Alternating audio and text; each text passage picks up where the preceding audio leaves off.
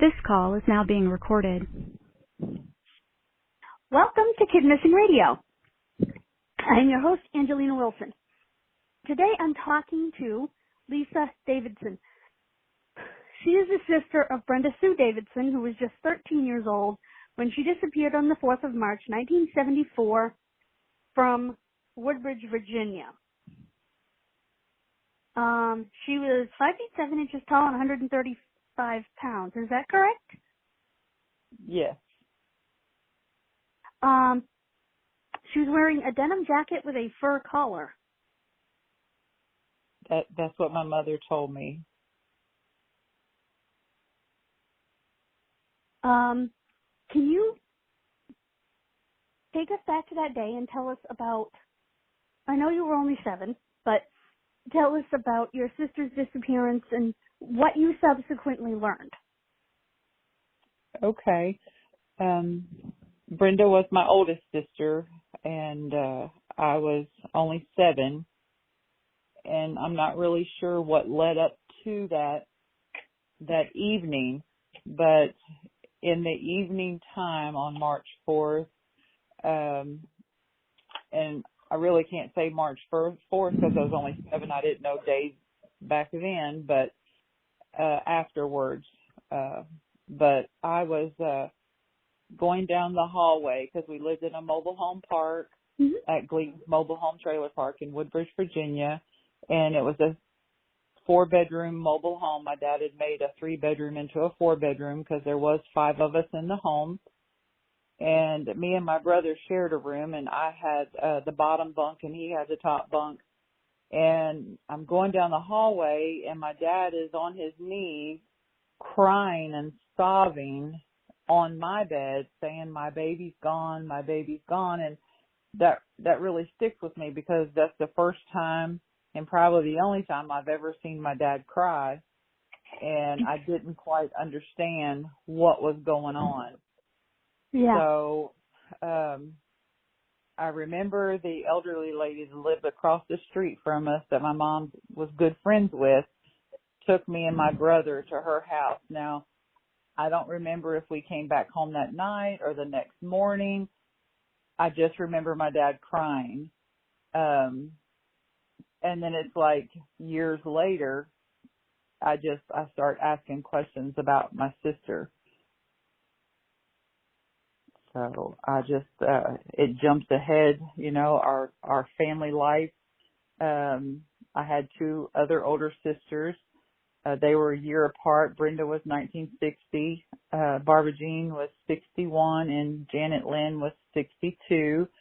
And we called Barbara Sissy and we called Janet Jan. And so that left them 2 still in the home with me and my younger brother. We called him Chip. His nickname was Chip, but he was named after my dad, Charles. And we still continued to go to school. We still were allowed to play outside. No really cautious that I could tell. We just had to check in every hour. And if the street lights come on, we better be inside before the street lights come on. We went to church Sunday mornings, Sunday nights, Wednesday nights, any church functions. We were there for that. We still went on family outings. We'd go to the beach during summer season in July, mostly around my birthday, visit my dad's family in Marion, Virginia. And it was like she's gone and nobody talked about it. So go ahead. I thought you were done. I'm sorry. No, it's okay. It's just when my dad passed away in 1985, that's when I started asking questions. So from 74 to 85, it was like she was gone and nobody talked about her. Yeah. That's kind of sad. Yes, it is. Supposedly a bus ticket agent saw her that day. That's the newspaper clipping talks about that, and that is what my mother told me. Like I said, it's all a blur from the time my dad was crying up until 85 about Brenda Yeah. because I don't know if we were just not allowed to talk about her or we were scared to talk about her in front of Yeah. our parents. I'm not really sure. I don't have that answer. I've told everybody I wish I would have been an older sister back then because nobody would have slept because I would have wanted to know where she was because she's my sister.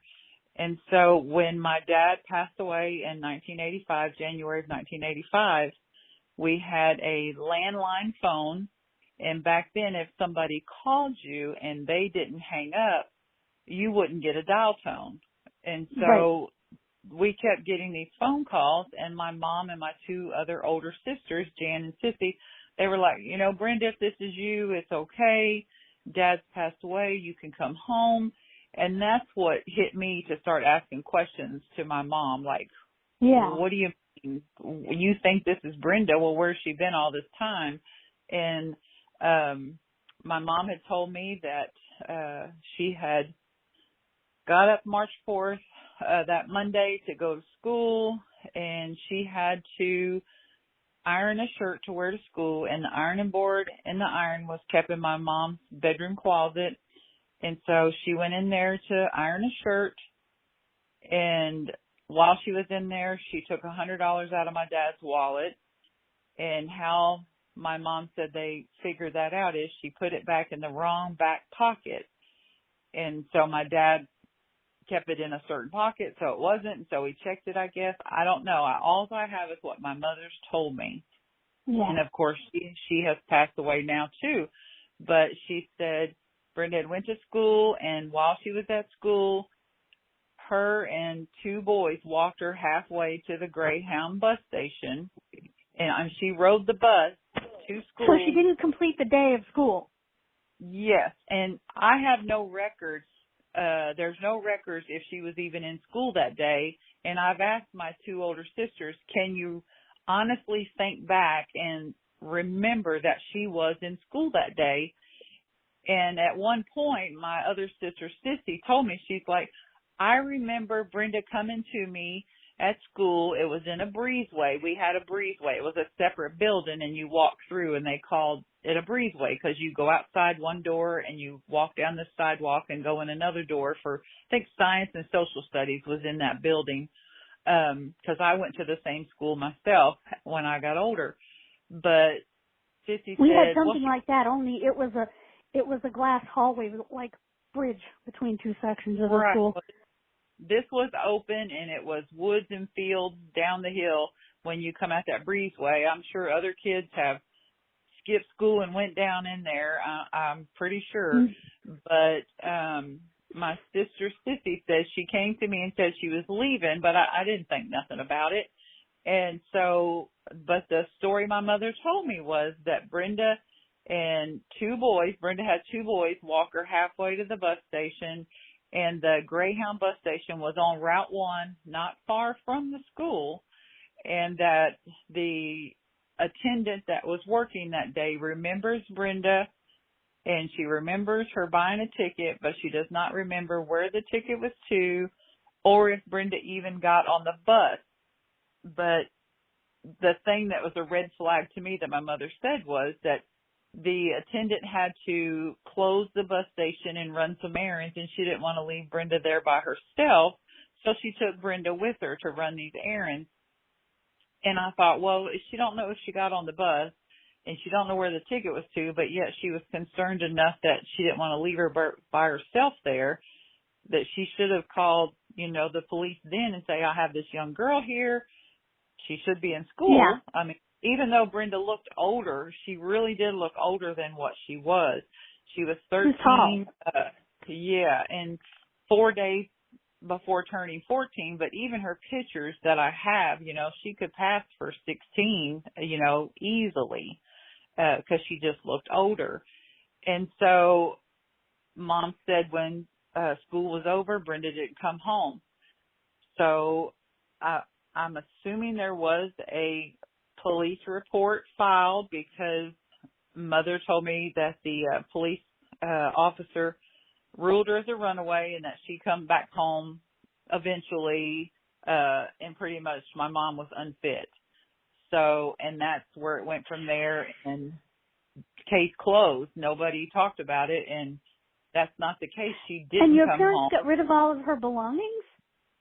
Well, and I've asked my other two older sisters, because at 7, I didn't know what she had except for a Miss Beasley doll that I thought the world of, and I don't know where that went. I'm assuming my two older sisters could fit Brenda's clothes, so they probably got her clothes. But I sent a message a couple of days ago asking them, can you honestly tell me Brenda was at school? What happened to her things? Did y'all get her clothes? But they never answered me. And I feel like my other two sisters have enough going on in their life that they're done, and they just wish I would let it rest and leave things alone the way I get. Like, I'm the only one searching for her. And I've had a detective ask me that. Why are you the only one searching? Why didn't your parents search harder? And I told him then, I said, I can't answer for my parents. I can't answer for anybody else. But she's my sister, and I'm going to search until the Lord takes me home. So, and that is what I'm doing. Yeah. Oh, yes. And I'm not giving up. I won't. But your sister Jan did join you on a hike that you did. Yes, to get she the word did. out about your sister. Yes, I do. I hike to bring awareness that Brenda is still missing. And on her birthday every year, I try to be on the Appalachian Trail and hike a little bit to bring awareness that she's missing. In 2019, I thought I could be a thru hiker, and a thru hiker to hike the Appalachian Trail takes about 6 months, and it's over 2,000 miles from Georgia to Maine or Maine to Georgia. And I was going to do that with a friend of mine, and I lasted 3 days, and I thought I was going to freeze to death because we started at the end of February. But I have section hiked the whole state of Georgia, and I plan on going and hiking in Virginia for a week in September just to be out there on the trail and bring awareness for her. But Jan did That's go wonderful. hike. Yeah, Jan did hike with me a little bit. We did adventure out on the AT. She did that, 2020. I want to say it was 2020. And then for the past 2 years, 21 and 22, I went up to a certain spot in Georgia and did trail magic. And what that is I have food, drinks for anybody hiking the trail that are through hikers, and I have water and Gatorades and things like that, and let them get what they want. And I just kind of tell my story about my sister, because the Appalachian Trail, there is people from all over the world that come and hike that trail every year, at least over 3,000. And if just one person from each state I could meet and tell them my story and they share it, then that would get the word out as well. That was my plan. But hikers, they got their own reason for being out there. And, I try not to keep them held up, they got miles to do. So I haven't been able to share the awareness as much as I really wanted to. But on her birthday, I try to do that every year somewhere on the Appalachian Trail. So that's really cool. That. Yeah. I read in an article that police say that they saw her in Lake Ridge shortly after she vanished. Now, I went and looked it up, and Lake Ridge is like a couple miles away, not far at all. Right around the corner. Yes, ma'am. One of the detectives, after my mom had passed away, said, well, I had spoken to your mother, and she said that she had heard rumors about Brenda being in Lake Ridge and, living with somebody else. And I was like, so I want to hear that phone conversation that you had with my mother, and I want to know what school she went to, because she would have had to have attended school. And if Brenda was allowed to stay out of the home and not allowed to come back home for whatever reasons, if you say my mom's unfit or whatever, then why were the other children, me, my brother, and my two other sisters, still in the home? If it was that bad for in the home. Why didn't somebody come and see what was going on in the home? So I didn't get any response from that. And that was 3 detectives ago. Oh, so yeah. Yes. Yes, it was. Now, 2 girls in Brenda's class ran away about the same time, and when they were caught, Brenda was not with them, and it is said that if she ran away, it would be unlikely she'd be gone this long without contacting someone. Right. In the newspaper article that my mother had placed shortly after Brenda ran away, I believe it's dated in April of 74, it said that the 2 girls that had planned to run away with Brenda were caught in Georgia and brought back home. And my mom says, I wish Brenda would have been able to leave when they did, and maybe Brenda would be home now, is what my mom would, because Brenda couldn't leave at the same time they were leaving. It's just like I said, what my mother's told me. I don't know how much to believe of that. At this point, foul play is suspected. Is your DNA in the system? Yes, it is. Mine and my second oldest, Sissy, her DNA. My mother did her DNA, the National Center for Missing and Exploited Children.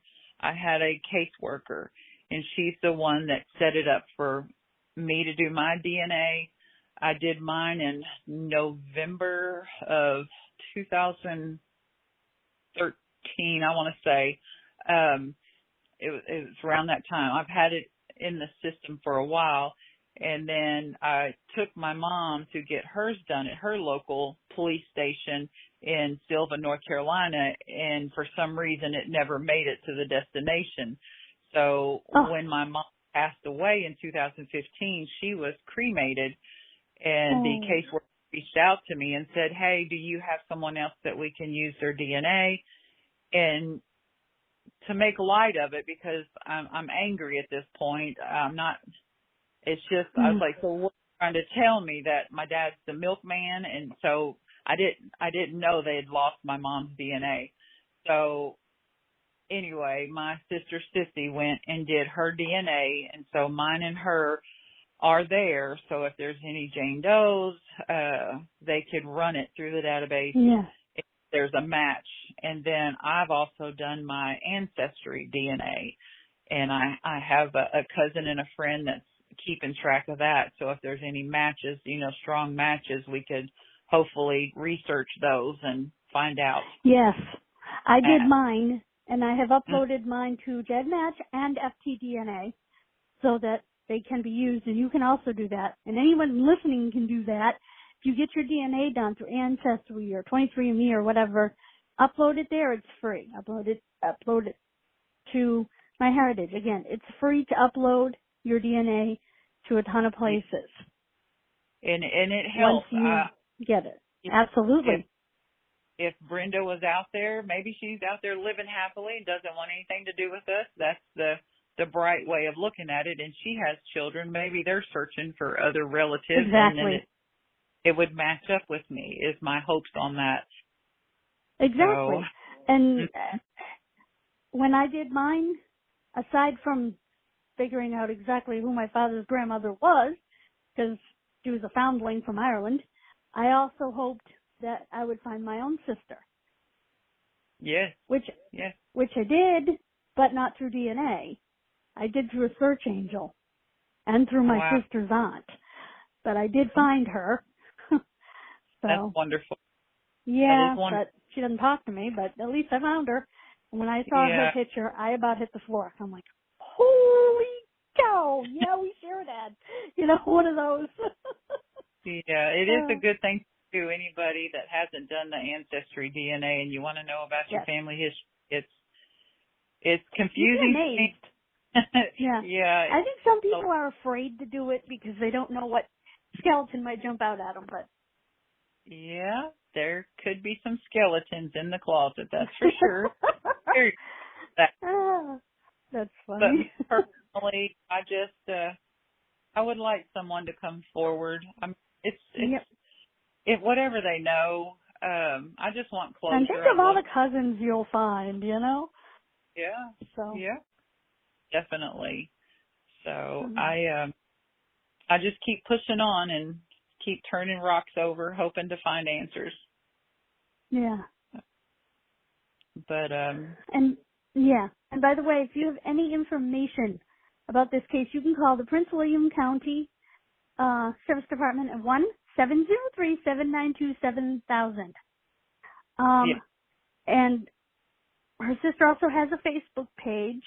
Find Brenda Sue Davidson. That will be linked in the description of this and the description when Headliner sends me the video for podcast. It'll be in that description as well. That's great. On YouTube. So. And I know the 1-800 The Lost is the number. Yes, it's the National Center for Missing and Exploited Children. Yes. Because I did our story through that. The caseworker asked me to do that, and it's on their webpage. She said, just do a video like I was talking to Brenda. And, I said, if you don't want any contact with me, at least call the 1-800 Lost and let them know you're okay. Tell Lisa not to worry. But that hasn't happened either. I'll have to go search for that, and I'll link that as well. Okay. Yeah. And then Dateline NBC did an article. I saw that. I did do also The Vanish. She asked me to do a podcast, and that was great. That was the first that reached out to me, and I appreciate you reaching out to me too. Thank you. I was putting together my September shows, and I decided I was going to do the 70s because I had done Unidentifieds in August.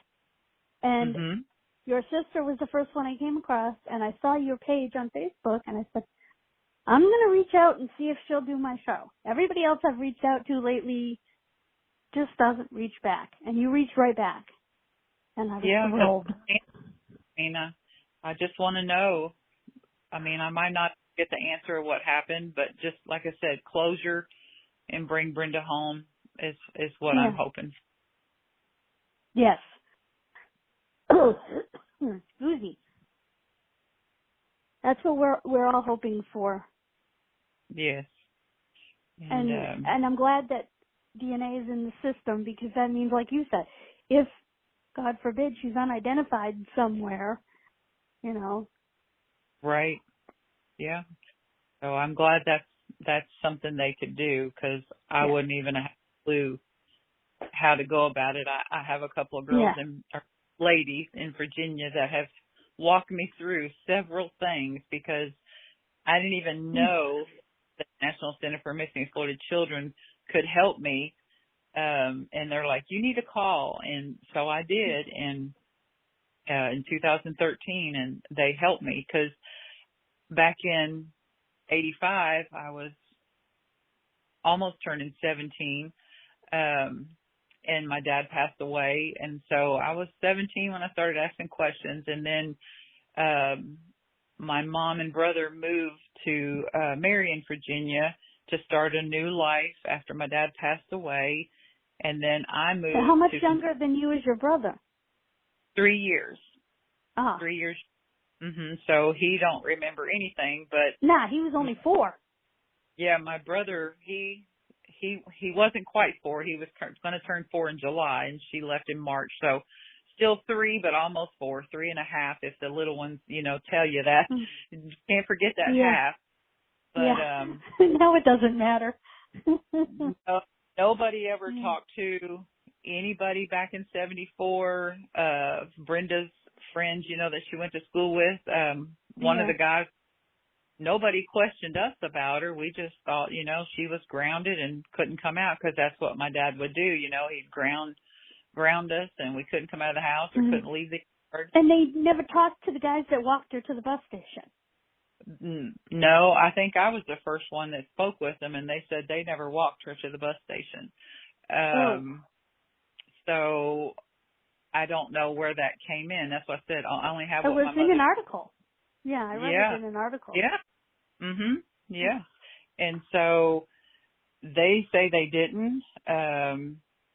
So did she really go to a bus station? I don't know. Yeah.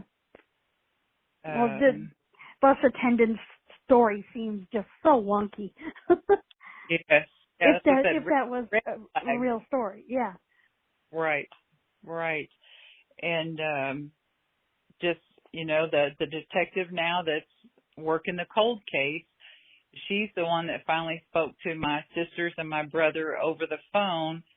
And me and my brother, our relationship had been off and on. He was in the Air Force, doing his duties. And we started talking again. And then after the detective spoke to him about my sister, Brenda, he called me. He's like, why does the detective think Dad might have had something to do with her? And I'm like, it's just what people have been telling me, that Dad was pretty a mean SOB and it could possibly be. And he's like, you're crazy. I'm never talking to you again. So my brother quit talking to me again. So I have no relationship with him. So it's I'm so sorry. Out of my life too. And like I said, I think my siblings just want me to let it be. And I just can't. I don't know if it's the caregiver in me because I'm a caregiver. I care for elderly people. I've cared for family members. It's just what I do. And I want to know what happened to my sister. Yeah. So, and I just, like I said, I was only 7. And the only thing I remember about her is she would give me a quarter to do like karate chop massages on her back. Thought that was great to have that quarter because you can, back then the little drugstore had the horse you could ride and you put that quarter in there and ride the horse for a few minutes and that was wonderful. You said that to me, before we came on. And do you know what I thought of when you were talking about her paying you a quarter to do that? I immediately thought of my mother. When she first came to Massachusetts from Maine, she lived with her cousins and her aunt and uncle. Her many cousins. Her aunt and uncle had like 8 kids. And she would pay her cousins 50 cents to boil water and put it in the bathtub for her because there wasn't any hot water upstairs. Oh, yeah. Yeah. They did good. 50 cents was a lot of money in the early 70s. Yeah. I thought the quarter was at 7 years old.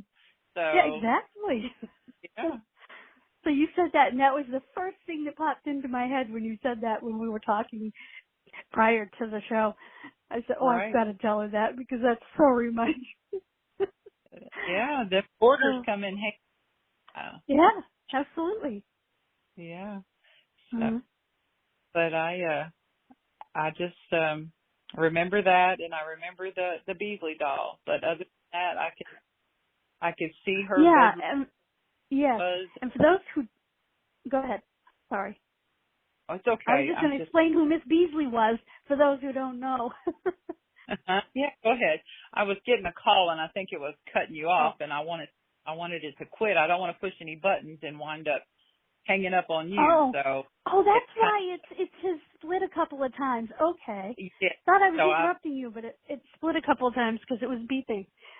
Yeah, I was going to say Miss Beasley was a doll that the little girl had on. What was the name of the show? Buffy and Jody. It was a butler, the floor. I can't remember the name of the show. Mr. French. Yeah.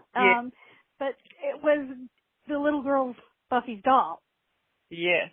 Yep. That's and it became in the 60s. It became like a mass-produced doll that other little girls could have the same doll that Buffy had. Yeah. So now it's worth some money if it's still around. That doll is worth some money if it's in good condition. And I would pull the string on it for her to say things. I can't remember what she said, but that's right. She had a string pull. Yeah. I was born in 74, so I only know this stuff from later on.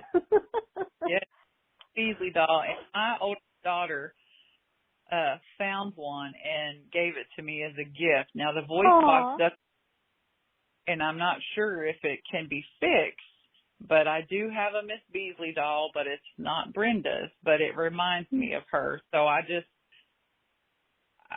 That's think nice. the world. Yes, my daughter. I think it would cost a lot of money to fix it, though. Yes. Yeah, I'm okay with just the doll. I am okay with just it. That's cool. Yeah. She, I don't, like I said, what happened to hers? What happened to any of her stuff? So you said your mother put an ad in the newspaper? She did. She it was called Potomac View, Potomac News, back in April of 74. I don't believe she wrote the article. Maybe she got with the newspaper and had them write it how they felt it needed to be written, and whether the newspaper spoke to the police station too, I don't know. I just have the cutout of the newspaper clipping. I don't, have everything. So, but I believe my mother did that in April of 74. One of the girls researched it for me to tell me the month and the year that it was put out in the paper. Huh. Yeah, because I would imagine there isn't a whole lot in newspaper archives, even though it would be nice to search. That's the only thing. I mean, I would like, when I come to hike in September in a part of Virginia, it's going to be in the Grayson Highlands area. They have wild ponies there and things like that. Mount Rogers, Marion, Virginia, going to be in that area, but I am going to swing around and come into Woodbridge. I am going to go to the park again and revisit it. I would like to go to Fred Inland Middle School and ask to see yearbooks if they have them there, or where I can go to see yearbooks. I would like to find my sisters in the yearbook and kind of see what friends back then that they had, and see, if anybody might still be around. Tell me something. I'm not sure about the middle school yearbooks, but I know the high school yearbooks for a lot of places are on Ancestry. I could look. Right. I don't think middle schools are, and that's why I was going to try to go in person. I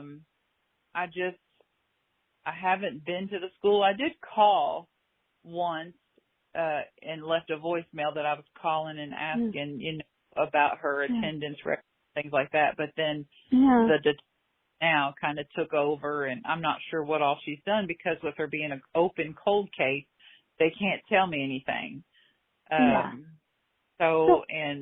they request that I call out people on Brenda's Facebook anymore, because I did that. And I'm just frustrated because I know somebody knows something, and some of it kind of turns to my dad, but then sometimes I wonder, maybe not. It's touch and go point.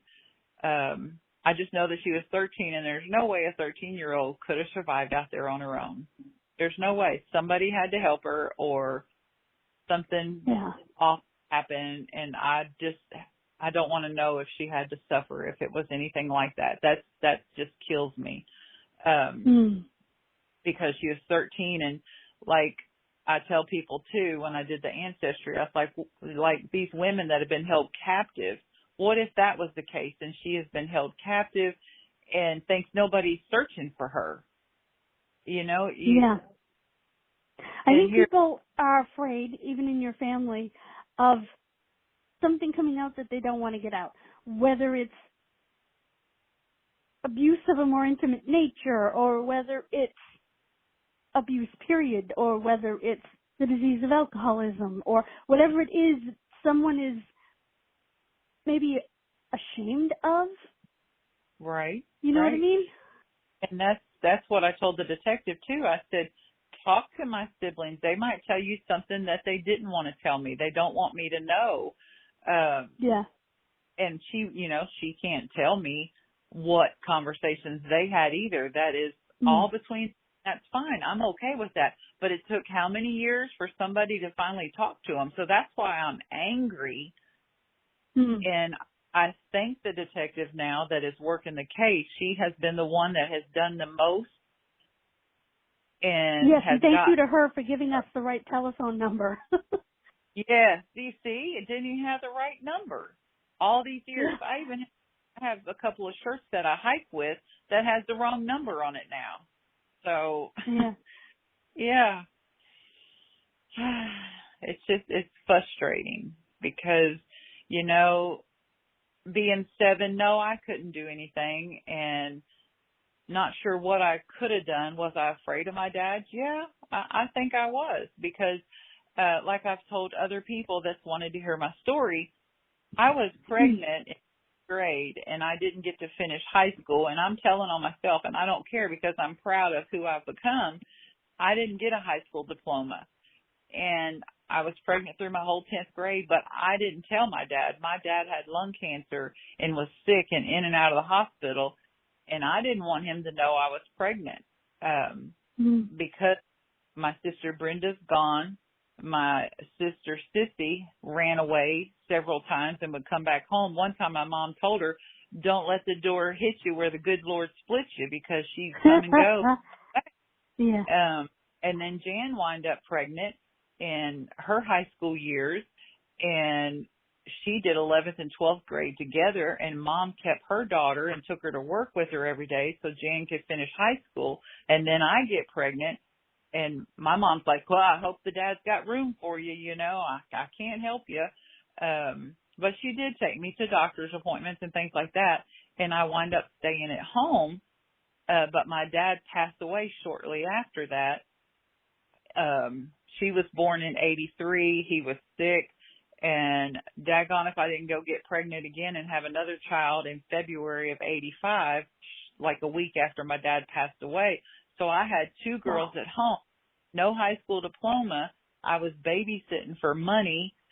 And, I felt like I really disappointed my parents, but it was a cycle that needs to be broken. My mom was like 15 when she started seeing my dad and got married pretty young, and then had Brenda and then Sissy and Jan back to back. They're only a year apart. And, and we weren't rich. We lived in a mobile home park. My dad was a carpenter. He worked hard. He worked long hours. My mom worked, and, we didn't have a lot, but we had food and a roof over our head. And exactly. That's what I think too. Maybe if I had money, maybe somebody would help me, if I was handing out rewards or, a private investigator. Yeah. I don't have that. So no, it's just me. A lot of people don't. I didn't grow up in a house. I grew up in apartments. But fortunately for us, we weren't these people that moved a lot. So we stayed in the same apartment for a long time. So I basically grew up in one place, in the same apartment. That's just who we were. Where I live now, we've been 16 years, But my mother worked sporadically because I was a sick kid. So she couldn't work continuously. My father worked 6 days a week in a hot, sticky, horrible woolen mill for 40 years. So I get it. You may not have much, but my dad drank, but he did go to work every day. He didn't miss work, but he would stop and get his Budweiser on the way home from work and drink on the way home and drink till time to eat dinner and go to bed and get up and do it. And alcohol changes people's personalities. It really does. Well, he didn't have a good child life either, because the detective asked me to ask his sister, my Aunt Jenny, what was his childhood like, and his dad abused him. So, that's what he Yep. grew up with. It's a cycle. Yeah. Yeah, exactly.